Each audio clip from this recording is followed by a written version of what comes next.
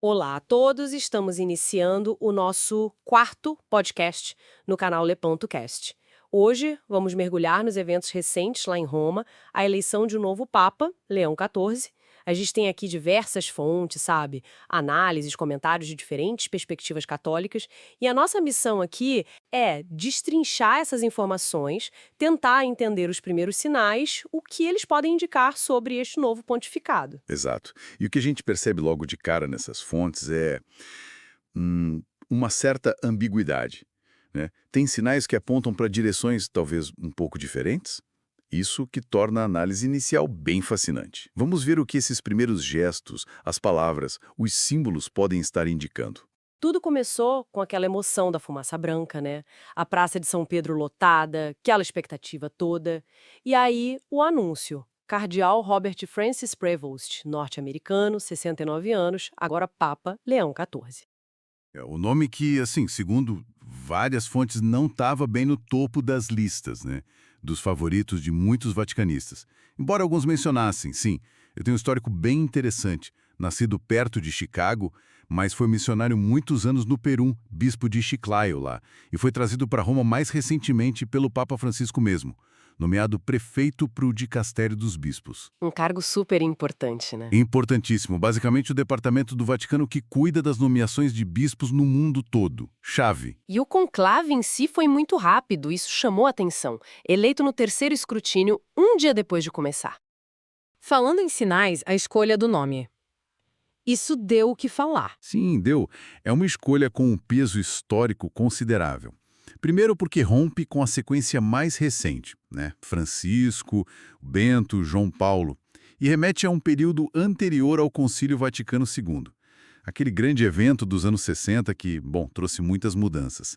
E a dinastia Leão é forte. Tem São Leão Magno, lá atrás, super importante na doutrina sobre Cristo, e tem Leão XIII, mais recente, conhecido pela Rerum Novarum, a encíclica social, pela revitalização do tomismo e também pela condenação da maçonaria, um ponto histórico relevante para a Igreja.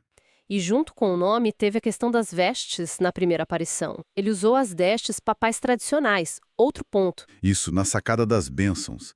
Isso contrastou, por exemplo, com a aparição inicial do Papa Francisco, que foi mais simples. São esses símbolos visuais, né? Desde o primeiro momento, eles já alimentam interpretações. Alguns viram nisso um aceno, talvez, a uma sensibilidade mais tradicional. Mas algumas fontes também ponderam, né? Dizem que pode ser só protocolo, não necessariamente um grande significado. É uma observação válida, sim, presente em algumas análises. Mostra como cada detalhe é, assim, esmiuçado. Aí, nas primeiras palavras dele, o foco foi muito na paz. A paz esteja com vocês.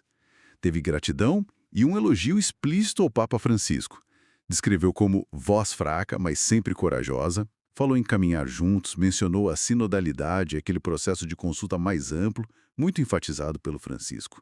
Citou Santo Agostinho, falou de missão, diálogo, construir pontes. Até saudou o Peru em espanhol. Ele citou a confissão de Pedro, Tu és o Cristo, o Filho do Deus vivo. O Papa como sucessor de Pedro, guardião desse tesouro, né? A fé. Mencionou o desafio de testemunhar essa fé num mundo que, muitas vezes, a considera irrelevante ou a reduz. Teve também referências à devoção mariana, a Nossa Senhora de Pompeia, rezou a Ave Maria, e uma citação interessante de Santo Inácio de Antioquia sobre a necessidade de o Papa desaparecer para que Cristo apareça. Bom, diante disso tudo, as reações que a gente vê nas fontes que analisamos são bem diversas, né? Um misto de esperança com cautela, talvez. Exatamente. É um espectro bem amplo. Tem setores mais ligados à tradição que expressam, sim, esperança por causa do nome, das vestes. Mencionam até uma anedota que circula em algumas fontes sobre ele ter celebrado a missa tradicional em privado, no passado. Por outro lado, outros enfatizam a continuidade com Francisco. Apontam os temas do discurso, os elogios ao intercessor, a menção à sinodalidade. E o próprio fato de ele ter sido uma escolha de consenso. É interessante notar o contraste que as fontes apontam, né? Figuras consideradas mais progressistas, tipo o padre James Martin, elogiaram a escolha. Ao mesmo tempo, lembram de posições anteriores atribuídas a Prevost. por exemplo, contra o que chamam de ideologia de gênero e o casamento homoafetivo. Mas a tônica geral, assim, na maioria das análises, é de prudência. Concordam que é muito cedo, que é preciso observar, rezar e evitar aquelas análises puramente políticas, mundanas. Faz sentido. E considerando esses sinais iniciais que parecem puxar para lados diferentes, quer dizer, um nome e vestes que remetem ao passado, mas um discurso com ecos franciscanos, uma eleição de consenso. Fica uma reflexão, né?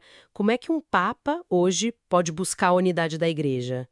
Um tema tão presente nas fontes seria construindo pontes entre essas visões divergentes, talvez correndo o risco de diluir um pouco as posições, ou seria reafirmando um caminho mais definido diante dessa crise de fé que muitas dessas análises mencionam? Como que o Leão XIV vai poder navegar essa tensão? Uma tensão que parece inerente ao próprio perfil dele como eleito. Agradecemos seu interesse em nosso conteúdo. Não se esqueça de nos deixar o seu like e de se inscrever no canal para receber os nossos próximos episódios. Muito obrigada e até o nosso próximo encontro.